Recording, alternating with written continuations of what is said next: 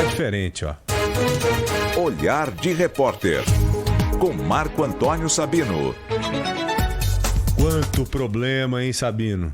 É inacreditável, meu. É um problema atrás do outro, como a gente costuma dizer. É um no rabo do outro. Oi, Joel. Boa tarde, Ana. Oi, Sabino. Tudo bom? Tudo bem. Tudo bem, graças a Deus, Sabino. Deixa eu falar uma coisa para vocês. Só, Claro. Eu sempre digo para vocês que eu não tenho compromisso com a crítica, né? Acho que nenhum de nós tem. A gente elogia e critica. E é óbvio que merece crítica o que aconteceu aí na história do metrô, porque foi um erro. Não sei se foi um erro de engenharia, se foi causado pelas chuvas, mas enfim, vai se apurar isso e vai chegar claramente a uma conclusão. Agora, eu queria fazer um elogio ao governador João Dória e ao prefeito Ricardo Nunes, que não demoraram para ir para o local para ver como é que se resolvia o problema. E é isso que o governante tem que fazer. E, por incrível que pareça, isso não é tão comum, é só ver o que aconteceu com as chuvas lá em Minas Gerais, na Bahia, né? Então, fazer essa pontuação, eu até tive lá na Secretaria de Comunicação, na época que o Bruno Covas acompanhou aquela queda do viaduto aqui na Marginal Pinheiros, né? E a primeira coisa que eu falei para o Bruno, eu falei, tem que ir imediatamente para o local, né? E, felizmente, ele me ouviu e acho que alguém falou isso também para o prefeito e para o governador e eles estiveram lá. O prefeito, inclusive, voltou à noite depois para ver como é que estavam as coisas. Então, eu estou vendo as autoridades, pelo menos, atentas ao problema que é grave, né? E tem que se mexer mesmo, para de forma emergencial tentar amenizar um pouco desse problema, né? Isso é o esperado. E nós sabemos mínimo, que né? muitas coisas são travadas pela burocracia, né? E o empenho desse nível, ele acaba desburocratizando essas ações necessárias. É o mínimo e é necessário mesmo. E Tocou no ponto, hein? Tocou no ponto a questão da burocracia. Meu comentário de hoje passa um pouco por aí. Qual que é, Sabino? Em cima de quê? Olha só, por que acontecem tragédias como o que a gente acompanhou essa semana, lá, por exemplo, do desabamento nas cidades aqui da Grande São Paulo, Franco da Rocha, Francisco Morato? Hoje, infelizmente, tivemos a confirmação de mais mortes, né? Só para você ter uma ideia, nos últimos 4 anos foram 120 pessoas que morreram em deslizamentos de terra na Grande São Paulo, né? Esse levantamento que a gente fez aí. Por que eles acontecem?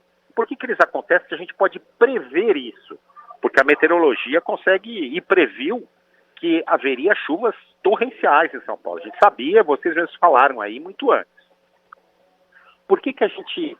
Por que isso acontece? Você está falando em meteorologia, é interessante. Os radares meteorológicos existentes hoje, eles conseguem antecipar com precisão, né, Sabino? Você tomou conhecimento no levantamento que fez, pelo menos com 15 dias de antecedência. Lógico, não é? Lógico. A gente tem tecnologia para isso. E por que acontecem essas tragédias se os governos estão com dinheiro em caixa para investir em soluções?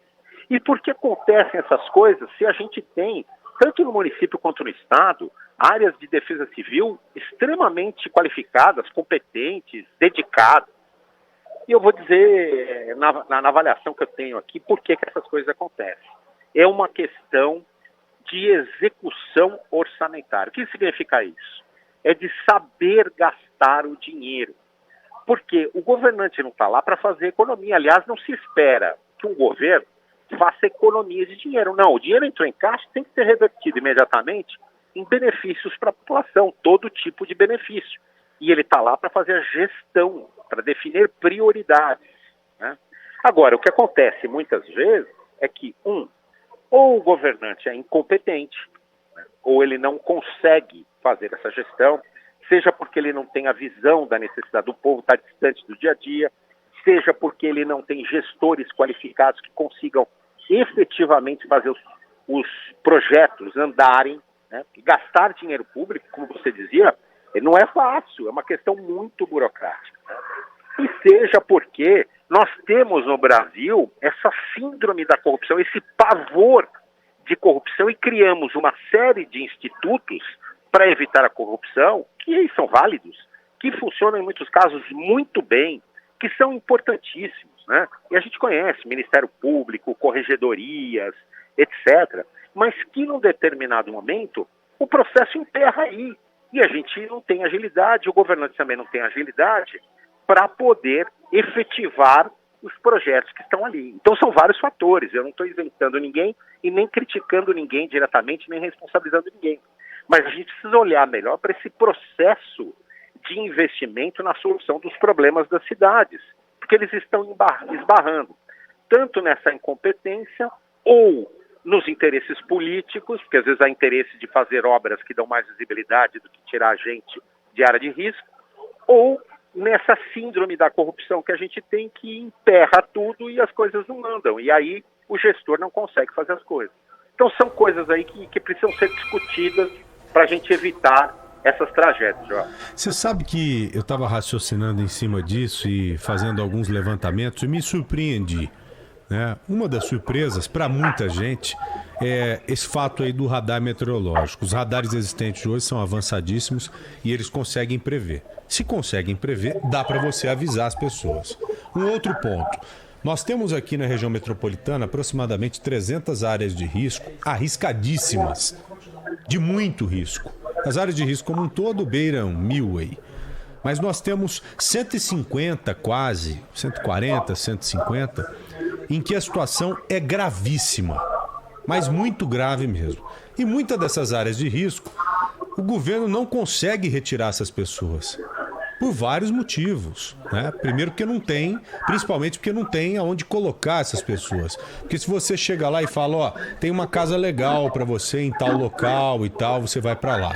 É uma coisa. Agora, se você simplesmente tem como ideia tirar o cidadão da casa dele, ele não vai sair mesmo sabendo que a casa pode cair, né? Mas algumas coisas podem ser feitas, ô Sabino, para você diminuir o risco. Pô, se eu não consigo tirar aquele pessoal dali, eu sei que aquela área pode ceder a qualquer momento, eu tenho que fazer alguma coisa. E alguma coisa é você tentar diminuir o risco. Por exemplo, fazendo um muro de arrimo diferenciado, colocar mais vegetação nas encostas. Ah, é o ideal? Não é. Mas algo tem que ser feito para diminuir o risco, visto que não tem como retirar o cidadão daquele local, pelo menos nesse momento. E nada é feito nesse sentido.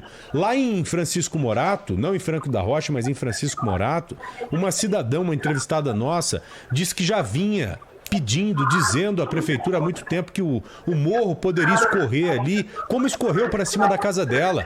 E ela disse que alguns engenheiros falaram, olha, tinha que fazer um muro de arrimo aqui diferente, um muro robusto e tal, para impedir que a lama desça. E nada foi feito, sabe? Ou tirar provisoriamente as pessoas. Algumas prefeituras estão fazendo isso. Faz a obra e permite depois o retorno. Não, só no período de chuva mesmo. Ó, essa semana tá com previsão de muito temporal. Vai lá, tira as pessoas, leva para um hotel. Ufa, nada aconteceu. Devolve para casa dela. Enquanto não tem a verba para fazer a obra, faz isso também. A Lesp empenhou mais de R$1 bilhão.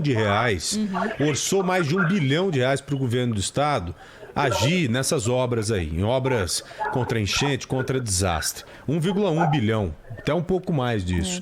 O Estado gastou quase 1 bi, ou seja, sobraram mais de R$100 milhões. Será que não dava para pegar esse dinheiro aqui e agir dessa forma? Pô, se tinha o dinheiro, tinha que ter sido usado esse dinheiro, tinha que ter usado essa grana. E a grana não foi usada. Né? Não é assim, não tenho dinheiro, tinha o dinheiro, foi empenhado e não foi utilizado. Então isso é inaceitável, Sabino. É isso, Joel. Por isso que eu falo em execução orçamentária. Quer dizer, tem dinheiro porque não acontece. Ou é incompetência, ou é interesse político em priorizar outro tipo de obra em detrimento dessas áreas que podem gerar morte, como geraram, ou esbarra nos processos burocráticos criados para se evitar a corrupção, que são válidos, eu não estou criticando não, mas que estão emperrando de alguma forma, às vezes, as execuções dos gestores. Então, esses fatores somados aí podem estar atrasando e o custo é vida. É verdade, Sabino. Então, o Olhar de Repórter está sendo preparado aí e pelo que eu estou vendo, o sábado agora será mais impedível do que nunca, né, Sabinão? Nós vamos falar bastante disso, sem dúvida nenhuma, já vamos para o 11º programa. Aliás, me permita rapidamente aqui na despedida, dizer que hoje a gente está completando 1 ano de coluna aqui no Bora, de coluna do Olhar de passa Repórter rápido, aqui. Cara. Parece mais tempo, Sabino. Que legal. 1 ano. Muito obrigado por tudo nesse período, viu? Cara, é um prazer enorme te ter aqui, a gente que agradece. Você agregou muito para o nosso jornal, tenha certeza disso. Eu estou muito feliz. Desde o início a gente fala isso. Parabéns pelo seu trabalho, obrigado mesmo do coração. E daqui uns dias estaremos falando de 10 anos de coluna Se Deus do nosso quiser. Sabino aqui, com certeza, querido. Se Deus quiser. E vocês, ouvintes, que vocês aí têm essa simpatia pelo Joel e pela Ana, esse casal super simpático, saiba o seguinte, não é marketing, tá? Pessoalmente, eles são exatamente isso. Ô, querido, obrigado. E você da mesma forma. Obrigada, Sabino. Obrigado, Muito bom. gente. Parabéns Tá? pra nós. Um beijo, queridão. Até sexta-feira. Beijo, Tchau. tchau. Valeu, tchau, tchau.